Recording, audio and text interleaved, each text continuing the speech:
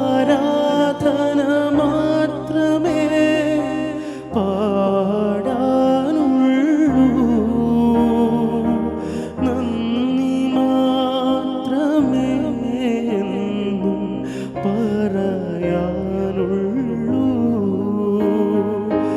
ആരാധന മാത്രമേ പാടാനുള്ളൂ, നന്ദി മാത്രമേ എന്നും പറയാനുള്ളൂ. എന്തൊരത്ഭുതമാ ഇതെന്തൊരത്ഭുതമാ, ദൈവമെൻ അരികിലായി അൾത്താരയിൽ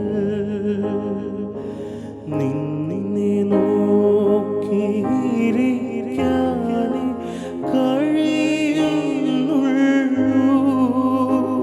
നിൻ സ്നേഹമോർത്തു കരയാനേ ആകുന്നുള്ളൂ, നിന്നെ നോക്കിയിരിക്കാനേ കഴിയുന്നുള്ളൂ, നിൻ സ്നേഹമോർത്തു കരയാനേ ആകുന്നുള്ളൂ. നിൻ സ്നേഹത്തിൻ ആഴമറിയാൻ എന്തു ഞാൻ ചെയ്യും, നിൻ ത്യാഗത്തിൻ വിലയായി എന്തു നൽകിടും. കരങ്ങൾ ഉയർത്തിപ്പിടിച്ചുകൊണ്ട് ആരാധന മാത്രമേ പാടാനുള്ളൂ, നന്ദി മാത്രമേ എന്നും പറയാനുള്ളൂ. ചങ്കിൻ്റെ ഉള്ളിൽ നിന്ന് പാടിയേ. ആരാധന മാത്രമേ പാടാനുള്ളൂ, നന്ദി മാത്രമേ എന്നും പറയാനുള്ളൂ.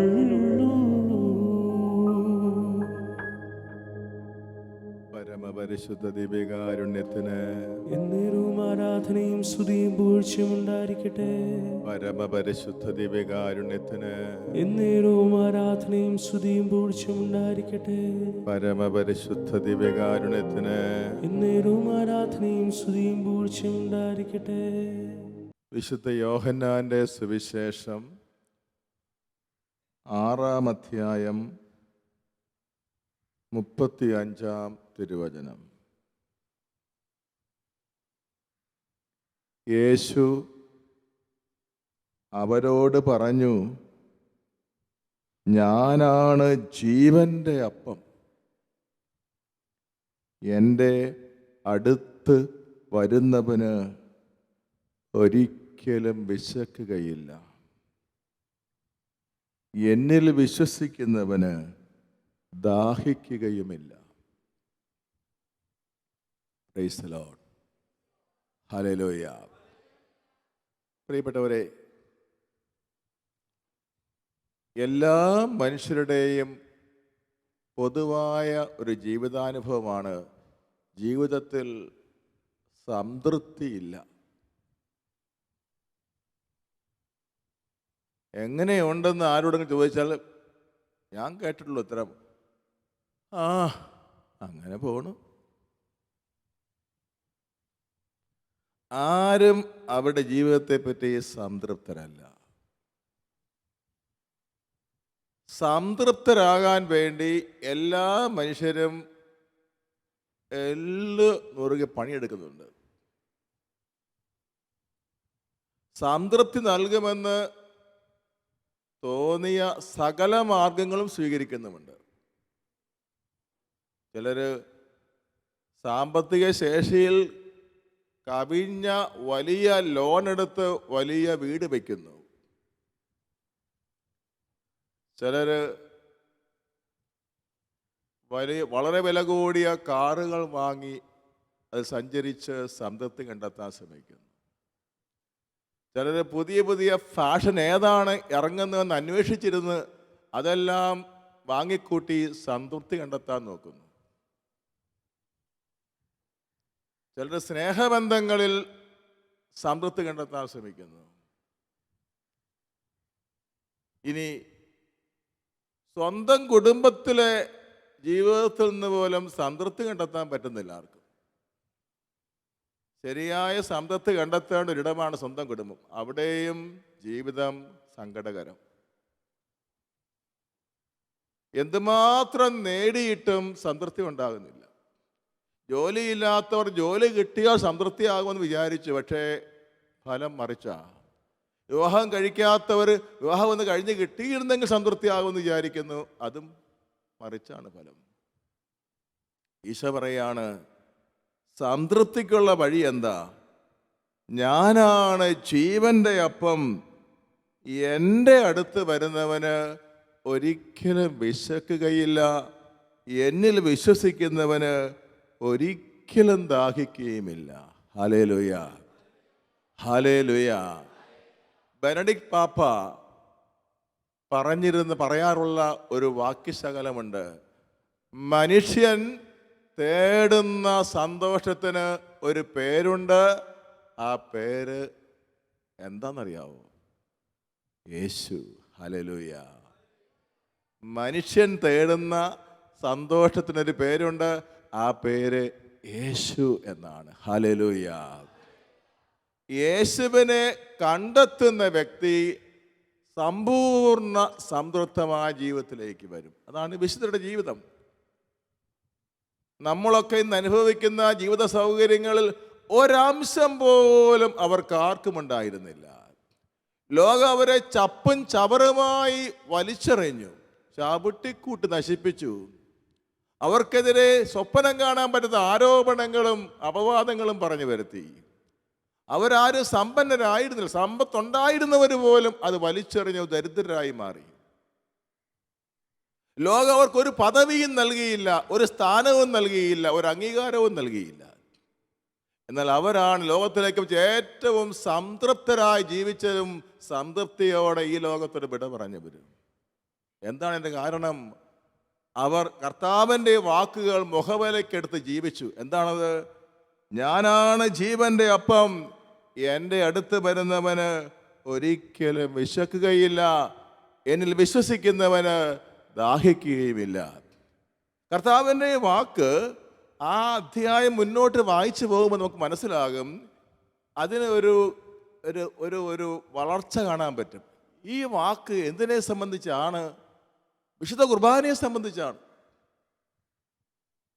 തുടർന്ന് ഈശോ തന്നെ പറയുകയാണ്, കർത്താവിൻ്റെ പ്രബോധനം അവിടെ ഡെവലപ്പ് ചെയ്യുന്നത് 51-ാം വാക്യത്തിലാണ്. അപ്പോൾ ആദ്യം വായിച്ച 35-ാം വാക്യമാണ്. അതെൻ്റെ പൂർണ്ണ അർത്ഥം കർത്താവ് തന്നെ വെളിപ്പെടുത്തുന്നത് 51-ാം വാക്യത്തിലാണ്. അതിങ്ങനെയാണ്: സ്വർഗത്തിൽ നിന്നിറങ്ങിയ ജീവനുള്ള അപ്പം ഞാനാകുന്നു, ആരെങ്കിലും ഈ അപ്പത്തിൽ നിന്ന് ഭക്ഷിച്ചാൽ അവൻ എന്നേക്കും ജീവിക്കും. Hallelujah, hallelujah. അപ്പോൾ യേശു ക്രിസ്തുവിൻ്റെ ശരീരവും രക്തവും ഭക്ഷിക്കുകയും പാനം ചെയ്യുകയും ചെയ്യുകയാണ്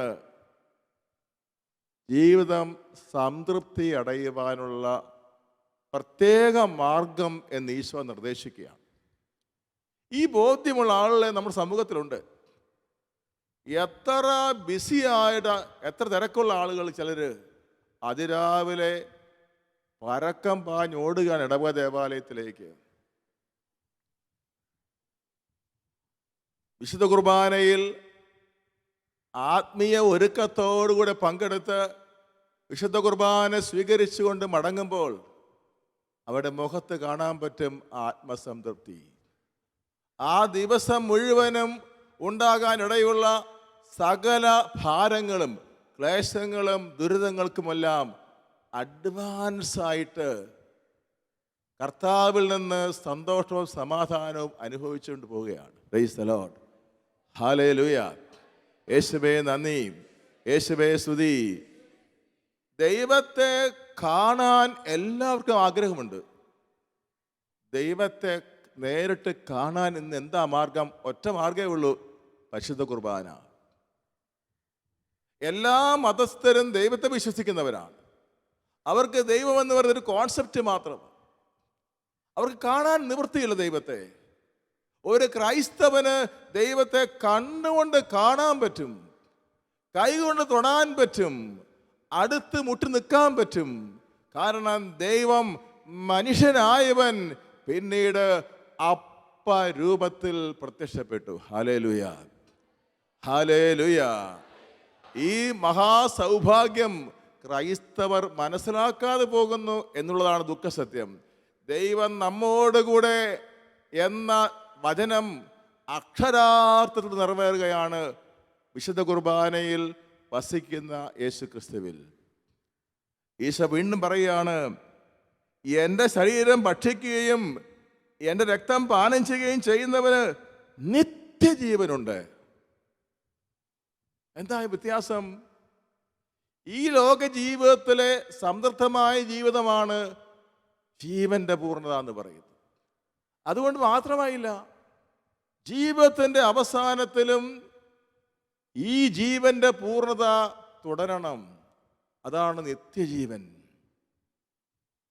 എന്താണ് നിത്യജീവൻ? ദൈവത്തിൻ്റെ തന്നെ അംശം നമ്മിൽ നിറയുന്ന അവസ്ഥ, ദൈവത്തിൻ്റെ ജീവൻ നമ്മൾ കുടികൊള്ളുന്ന അവസ്ഥ, ദൈവവും നമ്മളും ഒന്നായിത്തീരുന്ന അവസ്ഥ. വിശുദ്ധ കുർബാനയിൽ പങ്കെടുത്ത് വിശുദ്ധ കുർബാന സ്വീകരിക്കുന്ന ആളിൽ ദൈവം സത്യമായും വന്ന് വസിക്കുന്നു. ബലഹീനനായ മനുഷ്യൻ സർവശക്തനായ ദൈവവുമായി ഒന്നായിത്തീരുന്നു. Hallelujah, hallelujah, hallelujah. അങ്ങനെ ഈ ലോകത്ത് ജീവിക്കുമ്പോൾ തന്നെ നിത്യജീവനിൽ ഭാഗഭാക്കാകുവാൻ ഒരു മനുഷ്യന് സാധിക്കുകയാണ് വിശുദ്ധ കുർബാനയുടെ അർപ്പണവും വിശുദ്ധ കുർബാനയുടെ സ്വീകരണവും വഴി. ഹല്ലേലൂയ, യേശുവേ സ്തുതി. പ്രിയപ്പെട്ടവരെ, ഈശോ സജീവനാണ് കുർബാനയിൽ എന്നുള്ള കാര്യം വിശ്വാസത്തിൻ്റെ രഹസ്യമാണ്. പക്ഷെ ആ വിശ്വാസം നമുക്കുണ്ടെങ്കിലും അത് സജീവമാകാൻ വേണ്ടി നമ്മൾ പ്രാർത്ഥിക്കണം. ഞാനൊരു ചെറിയ സംഭവം പെട്ടെന്ന് പറയുകയാണ്. അനേക വർഷങ്ങൾക്ക് മുമ്പ് ഇടവകയിൽ ശുശ്രൂഷ ചെയ്യുമ്പോൾ വെക്കേഷൻ ബൈബിൾ സ്കൂൾ നടക്കുകയാണ്. ധാരാളം കുട്ടികൾക്ക് വേണ്ടി 6 ദിവസത്തെ ശുശ്രൂഷയാണ്, ക്ലാസ്സുകളാണ്. അപ്പോൾ ഒരു കൊച്ചുകുട്ടിയെ പള്ളിയിൽ കൊണ്ടുവന്നു. ആ കുട്ടിക്ക് ജന്മനാ തന്നെ ഒരു പ്രത്യേക രോഗമാണ്. ആ കുട്ടിയെ ബെഡ്ഷീറ്റ് കിടത്താൻ പറ്റുകയില്ല. വാഴ ഇല വെട്ടി അതിലാണ് കിടത്തുന്നത്. ഒരു 3 വയസ്സോളം പ്രായമുണ്ട് ആ കുട്ടിക്ക്. ആ കുട്ടി അപ്പനും അമ്മയും KSEBയിൽ എൻജിനീയേഴ്സാണ്. അപ്പോൾ ആ കുട്ടി ജനിച്ച ശേഷം ഒരാൾക്ക് ജോലിക്ക് പോകാൻ പറ്റാറില്ല. ഈ കുട്ടിയെ രാപകൽ ഈ ശരീരത്തിൽ നിങ്ങൾ രക്തം ചലവ് ഒഴുകിക്കൊണ്ടിരിക്കുകയാണ്, എപ്പോഴും കരച്ചിലാണ്. അപ്പോൾ വെക്കേഷൻ സമയമായതുകൊണ്ട് ഇവളുടെ ഈ കൊച്ചിൻ്റെ മൂത്ത കുട്ടിക്ക് ഒരു 7 വയസ്സ് പ്രായമുണ്ട്. ആ കുട്ടി അപ്പനോടും അമ്മയോടും പറഞ്ഞു, എന്തായാലും ഈ ഒരാഴ്ച സ്കൂളിൽ പോകണ്ടല്ലോ, പള്ളിയിൽ മതബോധന ക്ലാസ്സുകളല്ലേ, വലിയ ഗൗരവം കൽപ്പി, അതുകൊണ്ട് എൻ്റെ അനുജത്തി എൻ്റെ കൂടെ വിട്ടേക്ക്, ഞാൻ നോക്കിക്കോളാമെന്ന് പറഞ്ഞു. അങ്ങനെ പള്ളിയിൽ കൊണ്ടുവന്ന് അവരെന്നോട് അനുവാദം ചോദിച്ചു കൊച്ചുകുട്ടിയെ മൂത്ത കുട്ടിയുടെ കൊടുത്ത് ക്ലാസ്സിൽ ഇരുത്താൻ. ഞാൻ നോക്കിയപ്പോൾ വേനൽക്കാലമാണ്, പൊടി എല്ലായിടത്തും പാറി പറക്കുകയാണ്. ഈ കുട്ടിയുടെ ദേഹത്ത് പൊടിയൊക്കെ വീഴും. ഞാൻ പറഞ്ഞു, ആ കൊച്ചുകുട്ടിയെ എൻ്റെ ഓഫീസ് മുറിയിൽ തറയിൽ ഒരു ബെഡ്ഷീറ്റ് വിരിച്ച് ഒരു ഇലയിൽ കിടത്തിക്കോളാം, ഞാൻ നോക്കിക്കോളാം വൈകുന്നേരം വരെ, നിങ്ങൾ വന്ന് കൊണ്ടുപോയാൽ മതി എന്ന് പറഞ്ഞു. അങ്ങനെ 4-5 ദിവസം കഴിഞ്ഞു. അവസാന ദിവസം മാത്രം വിശുദ്ധ കുർബാനയുണ്ട് പള്ളിയിൽ. ഇത് അവസാനിക്കുന്ന കുർബാനയുടെ കൂടിയാണ്. പക്ഷേ തലേ ദിവസം ഈ കുട്ടിക്ക് രോഗം മൂർച്ഛിച്ചു, മരണകരമായ അവസ്ഥയിലേക്ക് എത്തി. കുട്ടിയെ കൊണ്ടുവരാൻ പറ്റിയില്ല. അമ്മ എന്ത് ചെയ്തു? അമ്മ വിശ്വാസത്തോടു കൂടെ കുട്ടി മരണകരമായ അവസ്ഥയിലാണെങ്കിൽ, വീട്ടിൽ കിടക്കുകയാണെങ്കിൽ പോലും പള്ളിയിൽ വന്നിരിക്കുകയാണ് കുർബാനയിൽ പങ്കെടുക്കാൻ. അങ്ങനെ കുട്ടികളെല്ലാം പള്ളിയിൽ നിരത്തി നിർത്തിയിരിക്കുകയാണ്. ഏറ്റവും പുറകിലായി ഈ കുട്ടിയുടെ അമ്മ, ഒരു ചെറുപ്പക്കാരിയായ സ്ത്രീയാണ്, അവർ പുറകെ നിൽക്കുകയാണ്. പുറകെ നിന്നുകൊണ്ട് കുർബാനയിൽ പങ്കെടുത്തുകൊണ്ടിരിക്കുക. അവിടെ കണ്ണീന്ന് കണ്ണീരിങ്ങനെ ഒഴുകുന്ന എനിക്ക് കാണാൻ പറ്റുന്നുണ്ട്. ഞാൻ അപ്പം എടുത്ത് ഇതെൻ്റെ ശരീരമാണെന്ന് പറഞ്ഞ് പതിവ് പോലെ ആശീർവദിച്ച് ഉയർത്തി. എനിക്ക് പ്രത്യേകിച്ചൊന്നും തോന്നിയില്ല. പക്ഷേ ആ സ്ത്രീ പറഞ്ഞത് ഇങ്ങനെയാണ് സാക്ഷ്യമായിട്ട്. ആ സമയത്ത് ആ സ്ത്രീ കാണുന്നത് ഈ അൾത്താരയിൽ നിന്ന് ഒരു തീ ഗോളം അങ്ങോട്ട് പൊട്ടി പൊങ്ങിയിട്ട് അത് അവരുടെ വീട്ടിലേക്ക് പോകാൻ 2 വഴികളുണ്ട്. വാഹനങ്ങൾ പോകുന്നത് കുറച്ച് നീളം കൂടിയ വഴി, ഒരു ഷോർട്ട് കട്ട് ഉണ്ട് ഇടവഴിക്കൂടെ. ആ ഇടവഴിയിലൂടെ ഈ തീഗോളം അവരുടെ വീട് ലക്ഷ്യമാക്കി പറക്കുന്നതായി സ്ത്രീ കണ്ണുകൊണ്ട് കണ്ടെന്നാണ് പറയുന്നത്. എന്തായാലും ആ സ്ത്രീക്ക് തോന്നി എന്തോ സംഭവം. വായിച്ച സമയം നോക്കി വീട്ടിൽ ചെന്നപ്പോൾ കണ്ട കാഴ്ച, ആ സമയത്തൊരു മഴ ചാറി. അപ്പൻ കുട്ടിയുടെ കാവിലിടുന്ന അപ്പൻ മുറ്റത്ത് ഉണക്കാനായിട്ട് തുണിയെടുക്കാൻ വേണ്ടി പുറത്തോട്ടിറങ്ങി. തുണിയെടുത്ത് കയറി തിരിച്ചു വന്നപ്പോൾ അപ്പം കണ്ട കാഴ്ച, ആ കുട്ടി പൂർണ്ണമായി സുഖം പ്രാപിച്ച് എഴുന്നേറ്റ് തുള്ളിച്ചാടുന്നതാണ്. അവരാ കുട്ടി അപ്പത്തെ തോളയിൽ എടുത്തുകൊണ്ട് അവിടെ നിന്ന് പള്ളി വരെ കരയാണ്ട് ഓടി എൻ്റെ അടുത്ത് വന്ന് അവിടെ ആൾക്കാരും കണ്ടു, അവരുടെ കാര്യങ്ങൾ പറഞ്ഞു. പാമ്പ് പടം പൊഴിയുന്ന പോലെ കുട്ടിയുടെ ദേഹത്തുണ്ടായിരുന്ന ആ മാരകമായ ത്വക്ക് രോഗം മുഴുവനും ഇല്ലാതായി. ഇപ്പോൾ ജനിച്ച് വീണ കുട്ടിയുടേതുപോലെ അതിൻ്റെ കുട്ടിയുടെ ത്വക്ക് ശരീരം മുഴുവനും. പിന്നീട് ഇപ്പം ആ കുട്ടിക്ക് 32 വയസ്സുണ്ട്. കർത്താവ് സാക്ഷ്യം പറഞ്ഞ് എന്നെ ബോധ്യപ്പെടുത്തിയ കാര്യമാണ്, വിശുദ്ധ കുർബാനയിൽ കർത്താവിൻ്റെ യഥാർത്ഥമായ സാന്നിധ്യം നമ്മൾ ബുദ്ധിയിൽ വിശ്വസിച്ചാൽ പോരാ, ഹൃദയം കൊണ്ട് ഉറപ്പിക്കണം. ഇത് കർത്താവ് തന്നെയാണ്.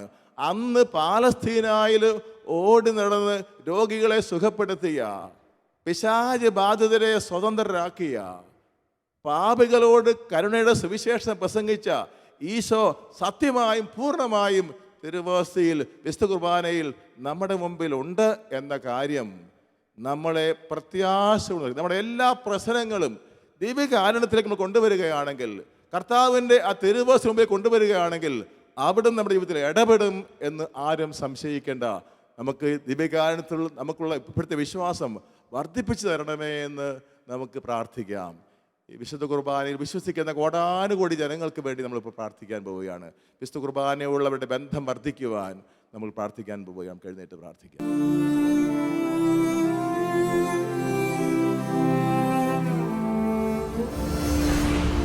പ്രാർത്ഥനാ പനിനീർ പൂവാകുമ്പോൾ പ്രതീക്ഷ പകരും സൗരഭ്യം പ്രകാശമരുളും ദൈവം നമ്മോടു കൂടെ പ്രശാന്തി നിറയും ഹൃദയത്തിൽ ദൈവം നമ്മോടു കൂടെ. നമ്മോടൊപ്പം ദൈവം ജീവിത നിർവൃത്തി നൽകും നിമിഷങ്ങൾ. നന്മയിലേക്കു കുതിക്കും നമ്മൾ, തിന്മ മരിക്കും കൺമുൻപിൽ. ദൈവം നമ്മോടു കൂടെ. കാലം മാറും, ലോകം മാറും, കാരുണ്യം കൃപ പകരുമ്പോൾ മാധ്യസ്ഥ്യത്തിൻ സമയം ദൈവം മാനസതാരിൽ വാണിടും. ദൈവം നമ്മോടു കൂടെ, ദൈവം നമ്മോടു കൂടെ, ദൈവം നമ്മോടു കൂടെ.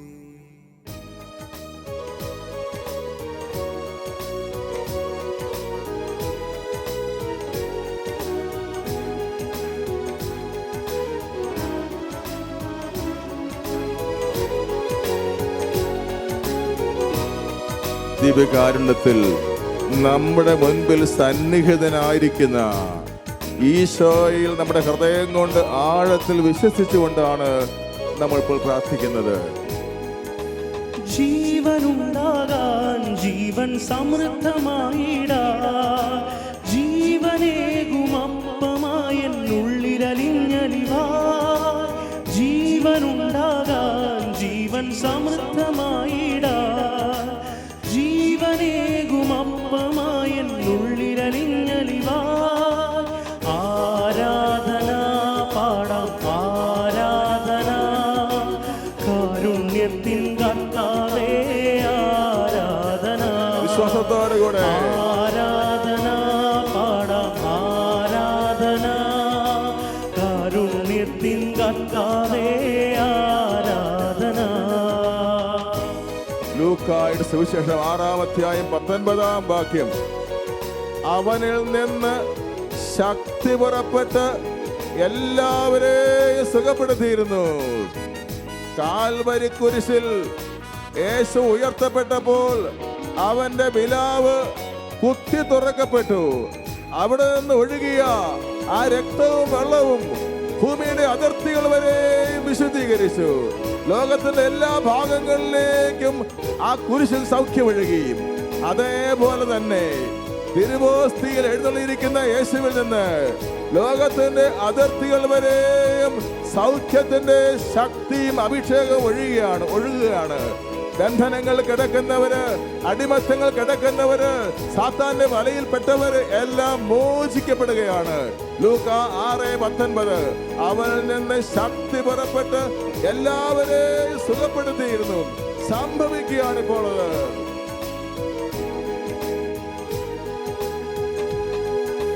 സൃഷ്ടാവാം ദൈവം അത്യുന്നതനാം കർത്താവ് ലോലമായൊരപ്പത്തോളം ചെറുതായി തീർന്നല്ലോ. സൃഷ്ടാവാം ദൈവം അത്യുന്നതനാം കർത്താവ് ലോലമായൊരപ്പത്തോളം ചെറുതായി തീർന്നല്ലോ. ആരാധന പാടാം ആരാധന കാരുണ്യത്തിൻ കർത്താവേ ആരാധന. ദൈവത്തിന്റെ കരുണ ഏറ്റവും അധികമായി വെളിപ്പെടുത്തുന്ന രഹസ്യമാണ് പരിശുദ്ധ കുർബാന. അതുകൊണ്ടാണ് പരിശുദ്ധ കുർബാനയെ ദിവ്യകാരുണ്യം എന്ന് വിളിക്കുന്നത്.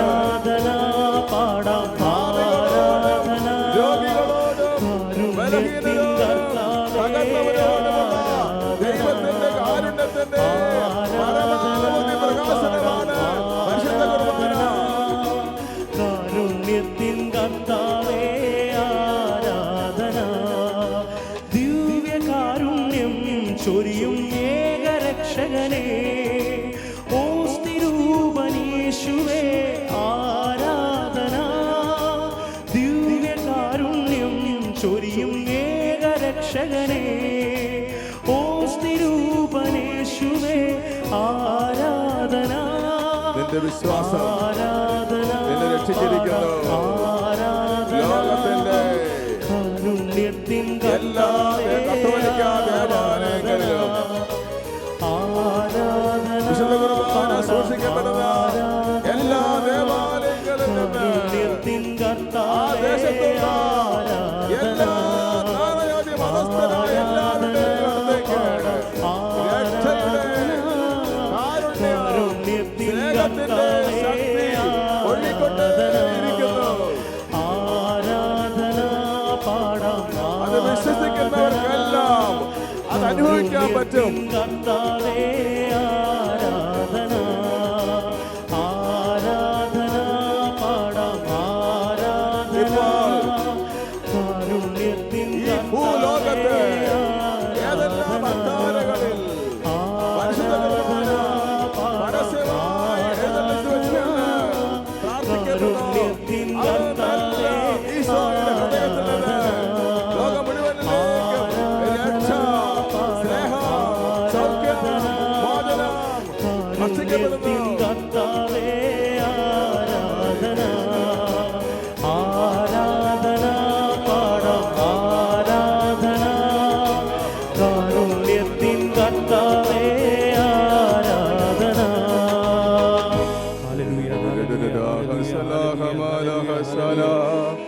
ഓട്ടിസമുള്ള 2 പേരെ കർത്താവ് തൊടുകയും ശാന്തരാക്കുകയും സുഖപ്പെടുത്തുകയും ചെയ്യുന്നു.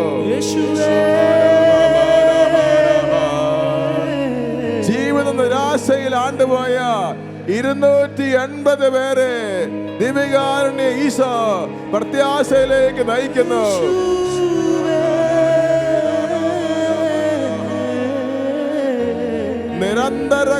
നിരന്തര കലഹം മൂലം ദാമ്പത്യ ജീവൻ തകർന്നുകൊണ്ടിരിക്കുന്ന 38 കുടുംബങ്ങളെ കർത്താവായ ഈശോ രക്ഷിക്കുന്നു.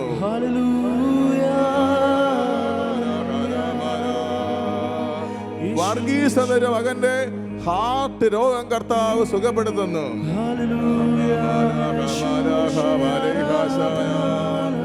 അനുദിന ദൈവബലി അത്യാവശ്യമുള്ള കാര്യമൊന്നുമല്ല, ഞായറാഴ്ച അർപ്പണം മാത്രം മതി എന്ന ധാരണയിൽ കഴിഞ്ഞിരുന്ന 480-ലധികം മക്കളുടെ ഹൃദയം അനുദിന ബലിയിൽ പങ്കെടുക്കാനുള്ള സ്നേഹം കൊണ്ട് ഹൃദയം തുടിക്കുന്ന അനുഭവം കർത്താവ് കൊടുക്കുന്നുണ്ട്. Hallelujah.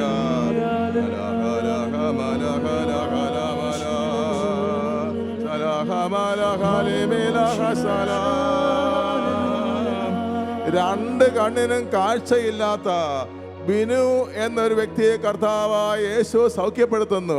Hallelujah, hallelujah, hallelujah, hallelujah, hallelujah, hallelujah, hallelujah, hallelujah.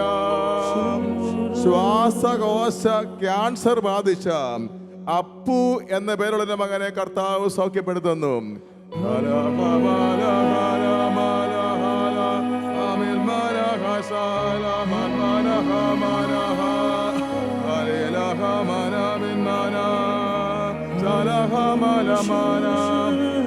യൂട്രസിൽ മുഴയുള്ള ജിൻസി, ലിസി, മിനി, ഷീല എന്നിവരെ പേര് ചൊല്ലി വിളിച്ച് കർത്താവ് സുഖപ്പെടുത്തുന്നു.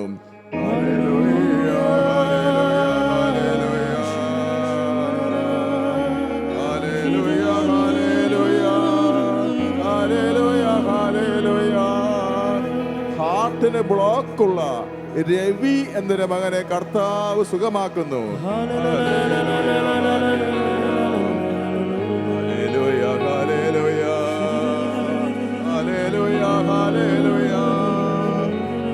വിവാഹമോചനം വേണമെന്ന് നിർബന്ധം പിടിക്കുന്ന 16 ദമ്പതിമാരെ ദിവ്യകാരുണ്യ സ്നേഹം വന്ന് വലയം ചെയ്ത് അവരുടെ ഹൃദയത്തിലെ വെറുപ്പും നീരസവും വാശയും വിട്ടുപോകുന്നു. വിവാഹം എന്ന കൂതാശയെ ബഹുമാനിച്ച് മരണം വരെ ഐക്യത്തിൽ ജീവിക്കാനുള്ള അഭിഷേകം അവർക്ക് നൽകപ്പെടുന്നു. Hallelujah, hallelujah, hallelujah, hallelujah. കർത്താവ് സന്ദേശമായി ഇങ്ങനെ തരുന്നു. മത്തായി 6:33, നിങ്ങൾ ആദ്യം ദൈവത്തിന്റെ രാജ്യവും അവിടുത്തെ നീതിയും അന്വേഷിക്കുക, അപ്പോൾ മറ്റുള്ളവയെല്ലാം നിങ്ങൾക്ക് നൽകപ്പെടും. Hallelujah, hallelujah, hallelujah, hallelujah, hallelujah, hallelujah, hallelujah, hallelujah, hallelujah, hallelujah, hallelujah, hallelujah, hallelujah, hallelujah. മുട്ടുകുത്തി നിന്ന് ദൈവികാരുണ്യ ആശീർവാദം സ്വീകരിക്കാം.